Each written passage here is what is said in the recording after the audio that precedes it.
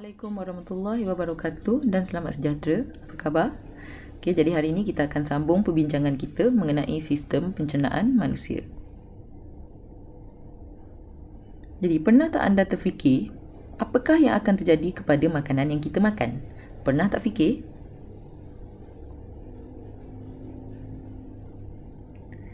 Sebelum kita pergi lagi jauh, kita tengok dulu apakah maksud pencernaan dan apakah keyword-keyword yang diperlukan dalam jawapan untuk mendapat markah penuh.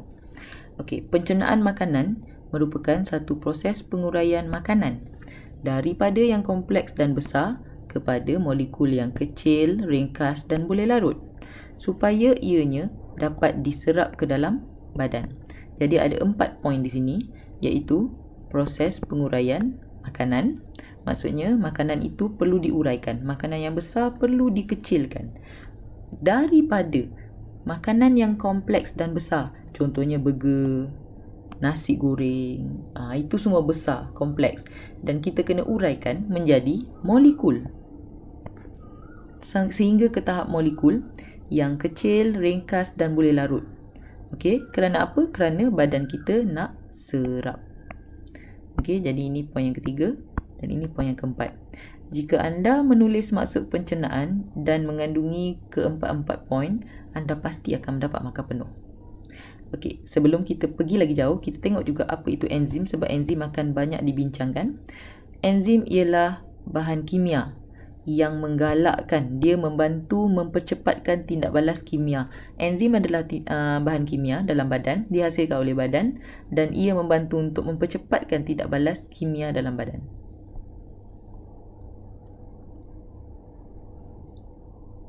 Terdapat dua jenis pencernaan, iaitu pencernaan fizikal dan juga pencernaan kimia. Pencernaan fizikal dia melibatkan pergerakan, manakala pencernaan kimia dia melibatkan enzim. Okey, jadi pencernaan fizikal dia terjadi, dia berlaku di mulut, okey, dengan bantuan gigi, lidah dan air liur. Ini sahaja pencernaan fizikal. Dan juga apabila dia masuk ke esofagus, dia akan menjalani peristalsis, okey, iaitu proses pengecutan dan pengembangan otot untuk menolak makanan tu daripada mulut pergi ke perut. Kimia pula ialah proses penguraian makanan daripada molekul-molekul kompleks kepada molekul ringkas dengan bantuan enzim. Enzim yang merupakan jenis pencernaan kimia.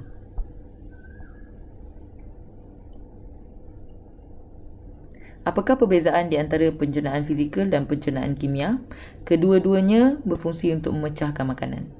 Cuma yang satu lebih kepada peringkat fizikal, peringkat awal. Kemudian yang lagi satu lebih kepada peringkat molekul. Dan ia berlaku dalam salur pencernaan. Okey, pencernaan fizikal berlaku di mulut sahaja dan juga esofagus, sebahagian esofagus. Pencernaan kimia berlaku di mulut, perut, duodenum dan usus, di mana enzim itu dikeluarkan. Okey, ia tidak melibatkan enzim bagi pencernaan fizikal, manakala pencernaan kimia ia melibatkan bantuan enzim.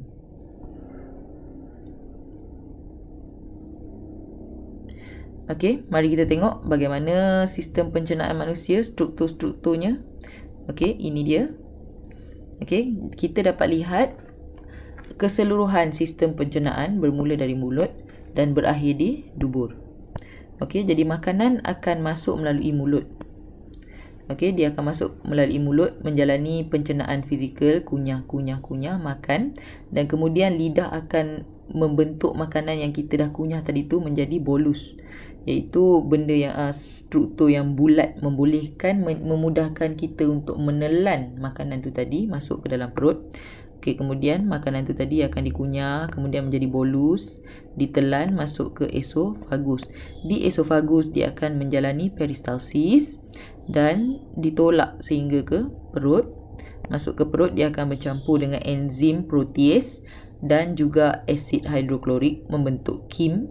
Kemudian selepas dah sudah, dia akan lalu ke duodenum. Senang saja nak kenal duodenum ni, dia yang mana yang ada lengkung. Okey, lengkung, ada corner sikit. Itu ialah duodenum. Duodenum ni bersambung dengan pundi empedu dan juga pankreas. Okey, kemudian dia akan masuk ke usus kecil, lalu ke seluruh usus kecil, pergi ke usus besar, pusing, pergi ke rektum dan juga akhirnya keluar melalui dubur. Okey, jadi kalau soalan tanya berikan aliran makanan, aliran pencernaan makanan. Okey. Ini jawapan dia. Bermula di mulut, esofagus, perut, duodenum. Jangan letak pundi empedu dan juga pankreas sebab makanan tidak masuk ke sana. Usus kecil, usus besar, rektum dan akhir sekali dubur.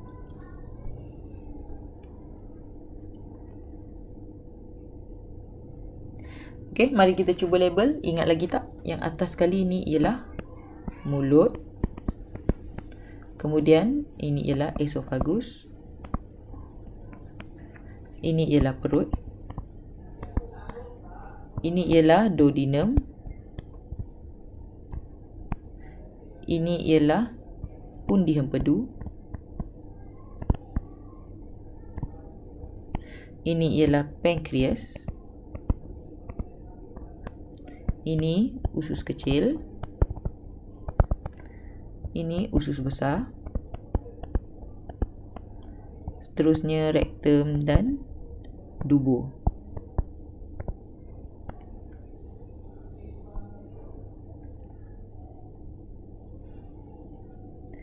Okey, ini yang cikgu dah ceritakan tadi ni. Ini secara detail. Okey, kita dapat tengok dekat sini yang pertama sama juga macam cikgu cerita tadi. Okey, mulut makanan dikunyah, kemudian dilembutkan oleh air liur dan kemudian dalam air liur yang merah ni ialah enzim. Okey, ini ialah enzim amylase yang pertama sekali. Amylase dia menukarkan kanji kepada maltosa.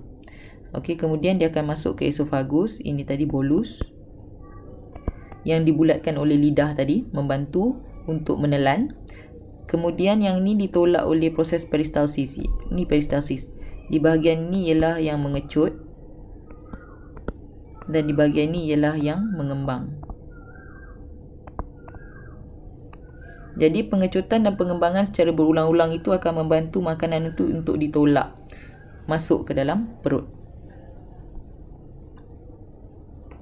Okey, apabila makanan itu sampai di perut, okey, perut akan merembeskan dua bahan kimia. Yang pertama, protease, ini ialah enzim dan juga asid hidroklorik. Asid hidroklorik berfungsi untuk mengaktifkan protease. Protease tanpa asid hidroklorik dia tak aktif. Okey, dan juga membunuh bakteria. Makanan kita sebenarnya yang kita makan bukannya 100% bersih. Sebenarnya ada bakteria. Tapi bila bakteria tu masuk ke dalam perut, dia akan mati sebab dia terkena tindakan asid hidroklorik.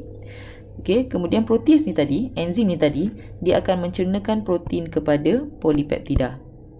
Ini peringkat yang pertama.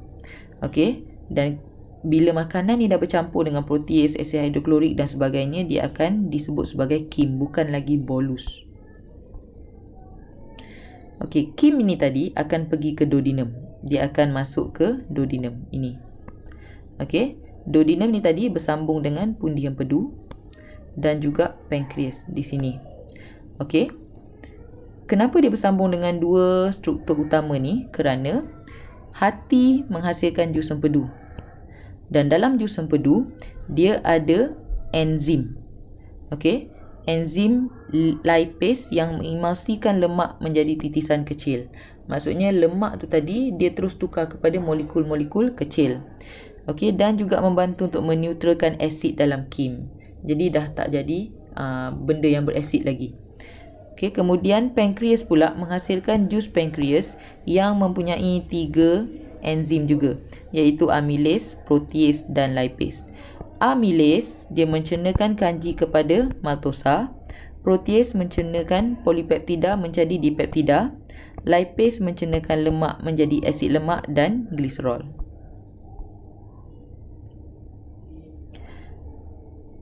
Okey.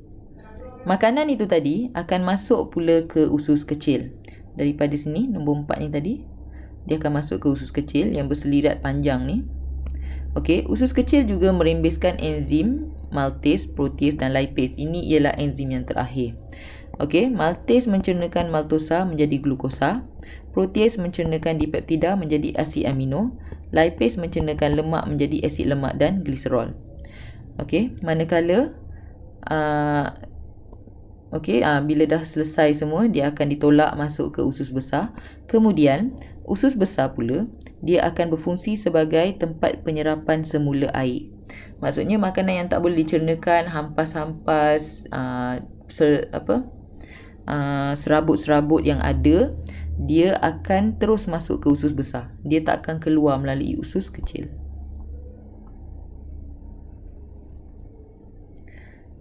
Okey. Selepas dah melalui keseluruhan usus besar, air pun telah diserap. Jadi makanan yang bersisa tu tadi akan dipanggil sebagai tinja. Dan dia akan disimpan di sini, di rektum, selama beberapa ketika, sehinggalah ia akan dilepaskan, disingkirkan melalui dubur.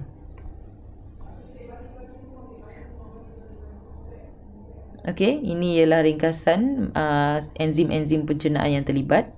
Ada beberapa enzim pencernaan. Okey, cikgu nak kamu semua tumpukan perhatian terutama kepada protease. Okey, kita tengok dulu. Amylase. Enzim yang pertama, amylase. Amylase dikeluarkan di dua tempat, iaitu ileo dan juga pankreas. Amylase berfungsi untuk menukarkan kanji kepada maltosa. Dan untuk sesiapa yang terlupa, kanji ini adalah kelas makanan karbohidrat.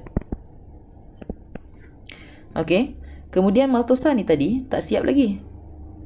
Dia akan disambung pencernaan dia oleh maltase yang mencernakan maltosa kepada glukosa. Yang inilah tujuan akhir, inilah unit asas bagi karbohidrat.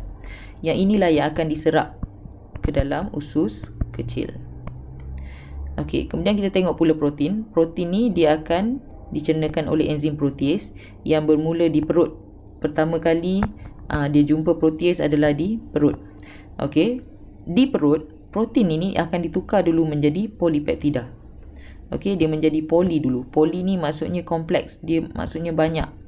Rantaian dia masih banyak. Daripada benda yang sangat besar, dia putuskan sikit dulu. Tapi masih ada rantaian-rantaian yang panjang.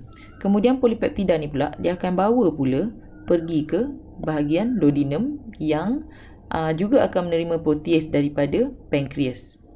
Okey, jadi polipeptida ni tadi, yang rantaian banyak ni tadi, dia akan berubah menjadi dipeptida. Okey, dia dah tak kompleks, dia dah tak banyak, dia dah putus banyak.